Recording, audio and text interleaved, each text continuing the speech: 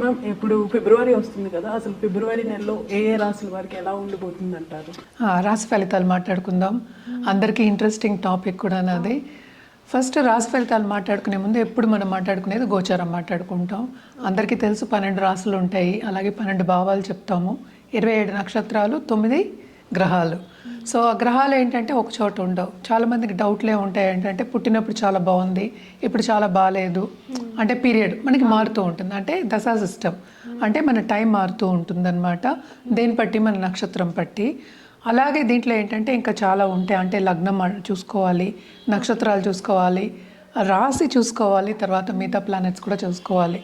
అంటే రాశి వారీగా మాట్లాడడం అంటే ఏంటంటే చంద్రుడు ఎక్కడున్నాడో దాన్ని రాశి అంటాం అనమాట. అంటే ఆ భావం కానీ ఆ హౌస్ కానీ, అంటే హౌస్ అని చెప్తూ ఉంటాం, 12 రాశులు అంటాం. సో హౌస్ని మనం ఏంటంటే రాశి అంటాం అనమాట. సో రాశి నుంచి ఏంటంటే 9 గ్రహాలు ఎలా ఉన్నాయో చూడటం అనేది జరుగుతుంది. అలాగే సూర్యుడి నుంచి కూడా మనం చూస్తాము, అలాగే లగ్నం నుంచి కూడా చూస్తాము. వీటిని సుదర్శన చక్రం అని చెప్తూ ఉంటాం. దాంతోపాటు ఏంటంటే మనకి వింశోత్తరి దశా సిస్టమ్ పీరియడ్ ఎలా ఉంది అవి కూడా చూస్తూ ఉంటాం అనమాట. ఇవన్నీ చూసుకుంటేనే మనకు కరెక్ట్గా ఒక ప్రెడిక్షన్స్ అనేది ఇవ్వగలం.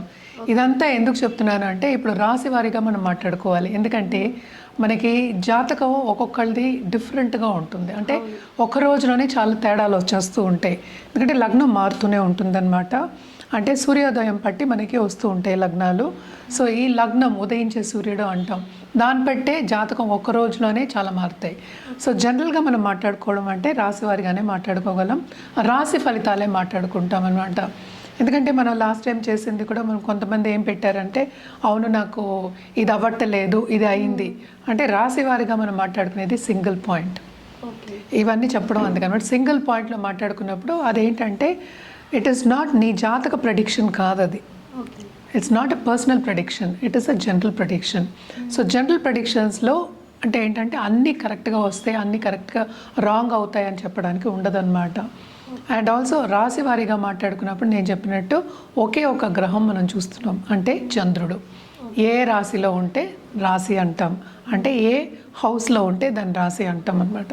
సో జనరల్గా రాశి ఫలితాలు ఎప్పుడైనా మాట్లాడుకోవాలి అంటే గోచారం చూసుకుంటాం. గోచార రీత్యా ఈ నెల ఏమవుతుందో చూద్దాము. మనం ఎప్పుడు మాట్లాడుకునేది ఫస్ట్ శనిగ్రహం. శనిగ్రహం ప్రస్తుతం ఎక్కడున్నారంటే మీనరాశిలో ఉన్నారు. ఆయన కూడా ఏంటంటే డైరెక్ట్ మోషన్లో ఉన్నారు. సో తప్పక ఇంకా మీనరాశిలోనే ఆయన ఈ నెల అంతా ఉంటారు. మనం మాట్లాడుకునేది ఫిబ్రవరి రాశి ఫలితాలు. నెక్స్ట్ మనం మాట్లాడుకునేది జూపిటర్, అంటే గురుగ్రహం. గురు ఏంటంటే రిట్రోగ్రేషన్ వక్రిచున్నారు, ఆయనేమో మిథునంలో ఉన్నారనమాట. రాహు కేతువులు ఎక్కడున్నాయంటే మనకి కుంభంలో రాహు, అలాగే కేతు ఏమో మనకి సింహంలో ఉన్నారనమాట. ఇవి కూడా ఈ నెల అంతా ఇక్కడే ఉంటాయి.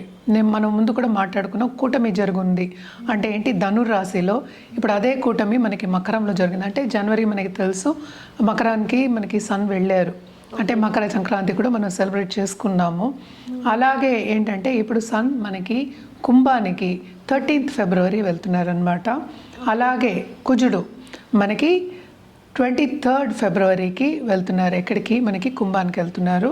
అలాగే మెర్కురీ అంటే బుధుడు 3rd ఫిబ్రవరికి కుంభానికి వెళ్తున్నారు. అలాగే శుక్రుడు 6th ఫిబ్రవరికి కుంభానికి వెళ్తున్నారు.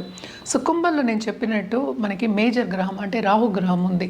అంటే మనం చూస్తున్నాం కూడా మనకి బయట చాలా ప్రపంచ యుద్ధాలు వస్తాయని, అన్ని రేట్లు ఎక్కువ అవడం కానీ, ఫారిన్ పాలసీస్ మారడం కానీ ఇవన్నీ కూడా జరుగుతున్నాయి. సో కొంతవరకు ఏంటంటే ఫారిన్ ట్రిప్స్ కానీ, ఫారిన్ లెట్స్ వెళ్ళాలి, అక్కడ సెటిల్ అవ్వాలి అనుకున్న వాళ్ళందరికీ కానీ, లేకపోతే అక్కడ ఉద్యోగం చేసిన వాళ్ళందరికీ కానీ, లేకపోతే బిజినెస్ చేసే అందరికీ కానీ మిశ్రమ ఫలితాలు, అలాగే గవర్నమెంట్ పాలసీస్ మీద ఆధారపడి ఉంటుందన్నమాట. సో కొంతవరకు కొన్ని రాసుల వారికి చాలా బాగుంది, కొన్ని రాసుల వారికి ఎప్పటిలాగే అంత బాగుండదు అని చెప్పడం జరుగుతోంది. అదొకటి కాకుండా అందరికీ ఏంటంటే శని వస్తే చాలా భయపడుతూ ఉంటారు. అంటే ఏలినాటి శని ఎవరెవరికి ఉందో అనేది ఫస్ట్ మాట్లాడుకుందాం. అంటే కుంభరాశి వాళ్ళకి లాస్ట్ ఘట్టం, అంటే లాస్ట్ 2.5 ఏళ్ళు, అంటే 2.5 ఏళ్ళకి ఒకసారి మనకి శని మారుతూ ఉంటాడు. సో లాస్ట్ ఘట్టం ఇంకా 1 సంవత్సరంన్నర ఉందన్నమాట. అలాగే మీనానికి ఏంటంటే 2వ ఘట్టం, అలాగే మేషానికి 1వ ఘట్టం. సో జనరల్గా మనం చూసాము అంటే ఇబ్బంది పడ్డం దేంట్లో, ఫైనాన్షియల్ సిచ్యువేషన్స్లో ఈ 3 రాసే వాళ్ళు ఇబ్బంది పడే మనకి సూచనలు ఇక్కడ కనిపిస్తున్నాయి. జనరల్గా ఎప్పుడు మనం చెప్పే పరిహారాలు ఏంటంటే నవగ్రహాల చుట్టూ ప్రదక్షిణ చేయండి అని ఎప్పుడు చెప్తూనే ఉంటాను నేను. అది ఒక్కొక్క రాశి మాట్లాడినప్పుడు ఏమవుతుందంటే ఏ రోజు చేయాలి అనేది మనం చూడొచ్చు అనమాట.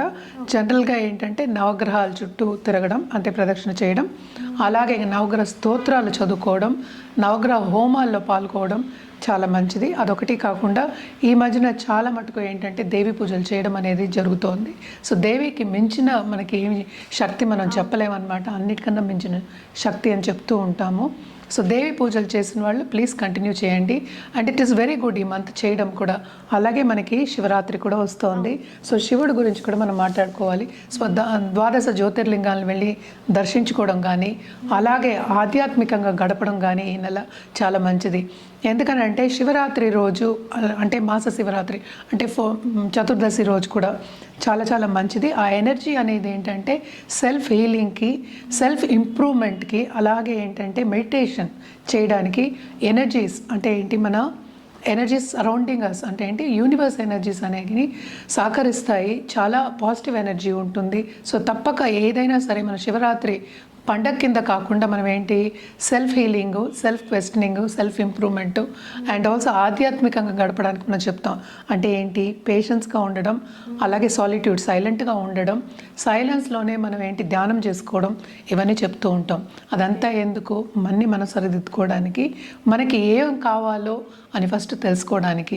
అంటే ఏంటి మనం లోపల ఏముంది అంటే ఏంటి మనలో ఉన్న జీవుడికి ఏం కావాలి, మనకి ఏం కావాలి లైఫ్లో అని తెలుసుకోవడానికి అండ్ ఆల్సో ఆధ్యాత్మికంగా స్పిరిచువల్ గ్రోత్ ఉండడానికి చాలా మంచిది. అదే ఈరోజు కూడా ఏంటంటే ఉపదేశం తీసుకోవడం అనేది కూడా చాలా మంచిదన్నమాట. సో తప్పక ఉపదేశం తీసుకోండి. లేకపోతే రాత్రి అంతా జాగారం చేసి శివనామంతో జాగారం చేసి శివుని తలుచుకుంటూ తెల్లారగట్ట అంటే లేచి మళ్ళీ మన కార్యక్రమం చేసుకోవడం అనేది చాలా మంచిదన్నమాట. అందుకనే ఈరోజు కూడా ఎక్కువ ఏంటంటే మన ప్రసాదాలు కూడా చెప్పాము. అండ్ ఆల్సో మనకి ఎక్కువ అంటే పండగ కింద మనం చెప్పాం, అంటే పెద్ద పండగ అన్నట్టు చెప్పాం. ఏదైనా సరే ఆధ్యాత్మికంగా చేసుకోవడం, మనకి మనం ఇంప్రూవ్ చేసుకోవడానికి చెప్తూ ఉంటాము. సో జనరల్గా ఏంటంటే నీళ్ళు పాలు ఏంటంటే శివుడికి ఏం వేస్తాం, ఇవే వేస్తాం, పళ్ళు ఇవే ఉంటాయి ఎక్కువ. ఇది అన్న పాయసాలు లేకపోతే పరవానాలు అంటే అరిసెలు ఇలాంటివి పెద్ద పండగ కింద మనం తీసుకోకుండా ఆధ్యాత్మికంగా స్పిరిచువల్ గ్రోత్ గురించి మనం ఆలోచించుకుని, ఎందుకంటే ఇది కూడా వెరీ ఇంపార్టెంట్ లైఫ్కి కనుక తప్పక ఆలోచించుకుని ముందుకెళ్ళడం అనేది చాలా మంచిది. మనం ఈ ఫిబ్రవరి నెలలో మీనరాశి వారికి ఎలా ఉండబోతుందంటారు? మీనరాశి వాళ్ళు కూడా మిశ్రమ ఫలితాలు ఘోషిస్తున్నాయని చెప్పాలి. వీళ్ళకి ఏంటంటే శని నెత్తిమి కూర్చున్నట్టే కదా, ఏళ్ళనాటి శని ప్రభావం అనేది చాలా ఎక్కువ ఉంటుంది. సో ఫస్ట్ మోస్ట్ ఇంపార్టెంట్ వీళ్ళకి చెప్పవలసింది ఏంటంటే ఇంటర్పర్సనల్ రిలేషన్షిప్ అనేవి కొంతవరకు దెబ్బతినే ఛాన్సెస్ ఎక్కువ కనిపిస్తున్నాయి. అంటే ఏంటి ఎక్కడ ఓరట అనేది ఉండదన్నమాట. ఏదో ఒక యాంగ్జైటీ కానీ లేకపోతే ప్రెషర్ కానీ ఉంటుంది. అలాగే కెరియర్లో కూడా అలాంటి ప్రెషరే ఉంటుందన్నమాట.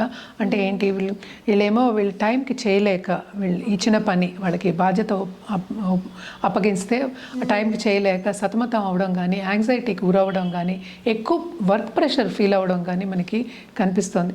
తప్పక వీళ్ళు కూడా ఎప్పటికైనా సరే ఒక మెడిటేషన్ చేసుకోవడం అనేది చాలా మంచిది. అంటే ఆధ్యాత్మికంగా గ్రో అవ్వడం అనేది మనకి చెప్పడం అనమాట. వాళ్ళకి అది సూచన.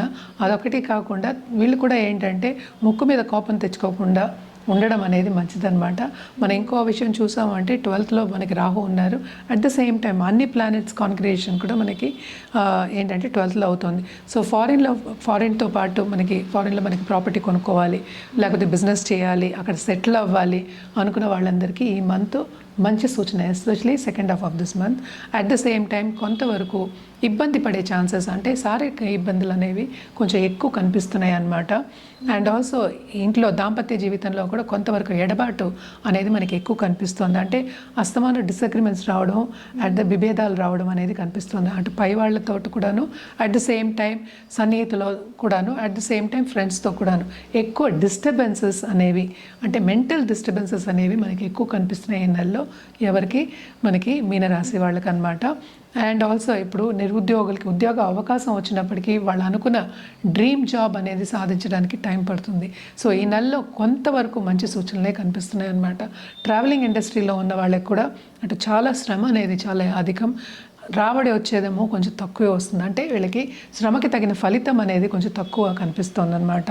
హెల్త్ విషయానికి వస్తే కూడా కొంతవరకు నలతలు అనేవి ఎక్కువ కనిపిస్తున్నాయి. అంటే మెంటల్ ప్రెషర్ వచ్చినప్పుడు న్యాచురల్ ఫిజికల్ బాడీ కూడా ఎఫెక్ట్ అవుతుంది కనుక జాగ్రత్తగా ఉండడం అనేది మనం చెప్పడం జరుగుతుంది. అది కూడా ఒక సూచన. ఏదైనా కొంచెం చిన్న నలత వస్తే కూడా తప్పక డాక్టర్ని సంప్రదించడం అనేది వెరీ వెరీ ఇంపార్టెంట్ అనమాట. అండ్ ఆల్సో కెరియర్ విషయానికి వస్తే కనుక నేను ఇందాక చెప్పినట్టు ఒక పొజిషన్లో ఉన్నవాళ్ళు, కన్సల్టింగ్ బిజినెస్లో ఉన్నవాళ్ళు, ఆన్లైన్ బిజినెస్ చేసేవాళ్ళు, ఒక కెరియర్ని అంటే ఏంటి ఒక బిజినెస్ డెవలప్ చేసిన వాళ్ళకు కూడా కొన్ని ఎదురు దెబ్బలు తగిలే ఛాన్సెస్ ఈ నెలలో మనకి కనిపిస్తున్నాయి. అంత ఈజీ మంత్ కాదు మీనరాశి వాళ్ళకి అని చెప్పడం జరుగుతుంది. తప్పక శని కాళ్ళు పట్టుకోవాలి, అట్ ద సేమ్ టైం గురు కాళ్ళు కూడా పట్టుకోవాలన్నమాట. ఇప్పుడు 12వ ఇంట్లో అన్ని ప్లానెట్స్ ఉన్నప్పటికీ అటు దాంపత్య జీవితంలో కొంత ఎఫెక్ట్ అనేది కనిపిస్తుంది. అంటే ఎడబాటు అనేది వచ్చే ఛాన్సెస్ ఉన్నాయి. అట్ ద సేమ్ టైం ఖర్చులు అనేది విపరీతంగా కనిపిస్తున్నాయి అన్నమాట. సో తప్పక లక్ష్మీదేవిని కూడా కొలవాలి. ఎందుకని కన్ఫ్యూజ్ అవ్వకుండా ఏంటి మనం ఏం చెప్పేది, నవగ్రహాలకి జనరల్గా ఏంటంటే నవగ్రహ స్తోత్రాలు, నవగ్రహం చుట్టూ ప్రదక్షిణ చేయడాలు, హోమాలు, నవగ్రహ హోమాలు చేయడం చాలా చాలా మంచిదన్నమాట. దాంతోపాటు నవగ్రహ జపాలు చేయడం కూడా మంచిది. అంటే బ్రాహ్మణ్కి పిలిచి జపం చేయించుకోవడం అనేది మంచిదన్నమాట. దాంతోపాటు వాళ్ళకి దానం ఇవ్వడం, నవగ్రహ దానం ఇవ్వడం కూడా మంచిది. అట్ ద సేమ్ టైం గురు కాళ్ళు పట్టుకోవాలి, అలాగే శని కాళ్ళు పట్టుకోవాలి. అంటే అన్ని గ్రహాలు మనం చెప్పుకున్నాం ఇప్పుడు.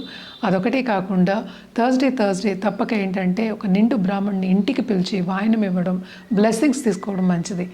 అది లేని పక్షాన్ని గుడికి వెళ్ళి ఎనీ గుడి అంటే ఏంటంటే సాయిబాబా అవ్వచ్చు, దక్షిణామూర్తి అవ్వచ్చు, విష్ణుమూర్తి అవ్వచ్చు, శివుడు అవ్వచ్చు, శక్తి అవ్వచ్చు.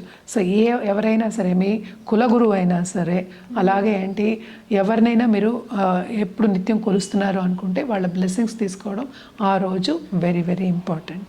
సో తప్పక బ్లెస్సింగ్స్ తీసుకోండి.